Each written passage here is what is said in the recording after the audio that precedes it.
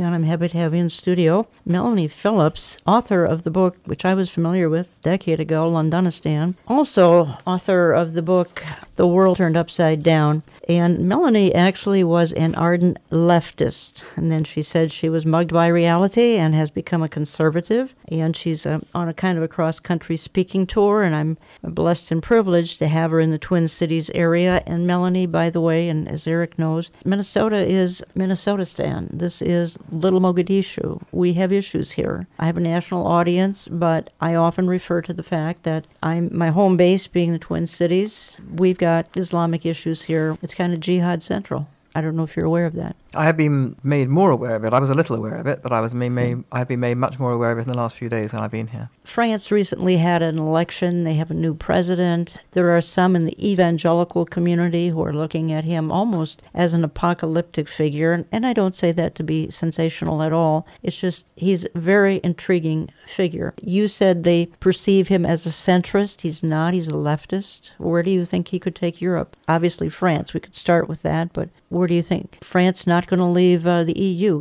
obviously. Well, he's called a centrist. He's not a centrist in my book. Right.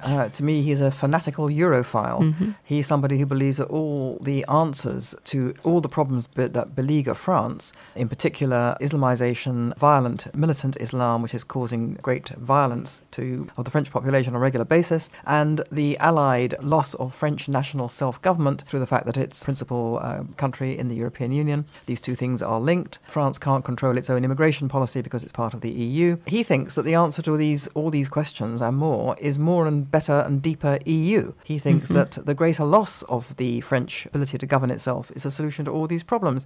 Emmanuel Macron seems to me not a centrist. He stands for the view of the world which is globalist, which is internationalist, which denigrates the nation state, which denigrates the West, which denigrates French culture as a particular culture, and all the rest of it. And this view of the world, which is basically the leftist, progressive, liberal view of the world, whatever you like to call it, is the view of the world which I think basically voters in mainland Europe, in Britain and in America have voted against in great number. The precise reasons for their voting are all very different, clearly. Nevertheless, they're basically in revolt against an establishment view which rides roughshod over the desire of ordinary, decent people to live in a country that they recognize as their own culture and to govern it themselves through their own democratically elected parliament, which they can throw out. Now, Macron stands for the opposite of that, and the revolt against that view which almost brought to power Marine Le Pen.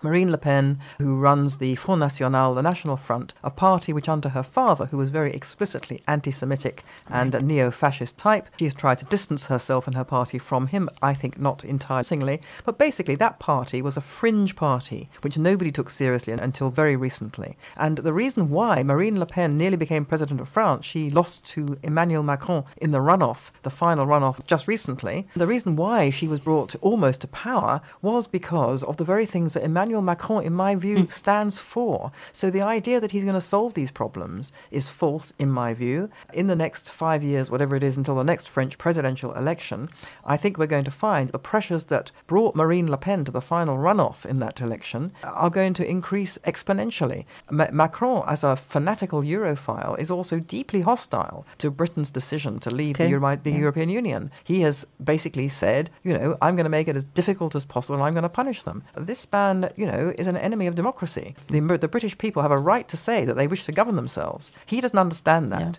He doesn't understand what democratic self-government is, quite obviously. So I think he's a potential menace. Quite frankly, not a centrist at all. We have the same kind of fanatical going on here in our streets.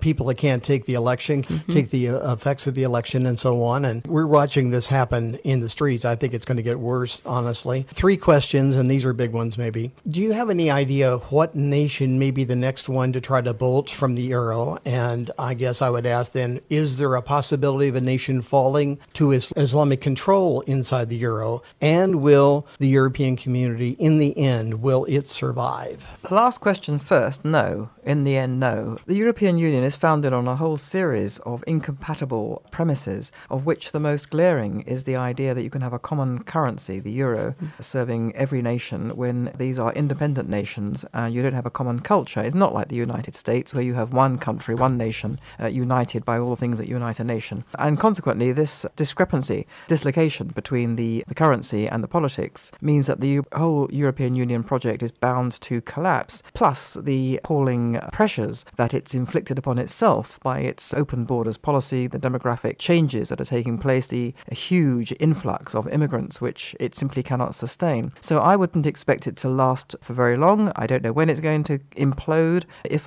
a major country were to leave, in addition to Britain, I think it would be its death knell if France were to leave, which there's no prospect of it now doing so under this new president, Emmanuel Macron, but it could do so if, for example, Marine Le Pen came to power at the next French presidential election. That would collapse the European Union completely. As far as which nation might be the next to bolt the European Union or the Euro, and which might be one that becomes basically a Muslim country, I really can't tell you that. I just can't predict this kind of thing.